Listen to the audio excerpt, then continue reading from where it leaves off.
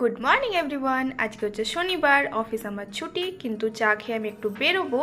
কোথায় যাচ্ছি চলো বলছি। আমরা দুজন হুড়পাড়ি হয়ে সকাল সকাল বেরিয়ে পড়েছিলাম স্বর্গ দর্শনের উদ্দেশ্যে। আগে হ্যাঁ, একদমই ঠিক শুনেছো, আমরা স্বর্গ দর্শন করতে গেছিলাম। সেখান থেকে ফিরে যে যার বাড়ি, তারপর হুড়পাড়ি থেকে সোজা একদম শান্তাবাই আর কান্তাবাই হয়ে আমরা নিজেদের বাড়ির কাজ করা শুরু করে দিয়েছিলাম। এক এক করে সমস্ত কাজগুলো আমি কমপ্লিট করলাম, সাথে রান্নাও করেছি।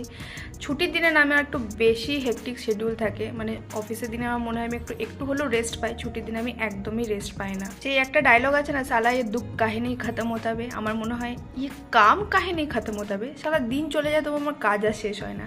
যাই হোক, দুপুরবেলা খাওয়ার পর আজকে অনেক দিন পর অ্যাকচুয়াল যেটাকে বলে কালবৈশাখী, সেটাকে আজকে এক্সপিরিয়েন্স করলাম, বেশ ভালোই লাগলো। সন্ধ্যাবেলা তার জন্য বানিয়েছিলাম বেশ ঝাল করে একটু পকোড়া, পেঁয়াজ পকোড়া আর পেঁয়াজি দুটোই। সপ্তাহের প্রথম ছুটির দিনটা এভাবেই আমার কাটলো। চলো দেখা হচ্ছে তোমার সাথে পরের ভিডিওতে। টাটা।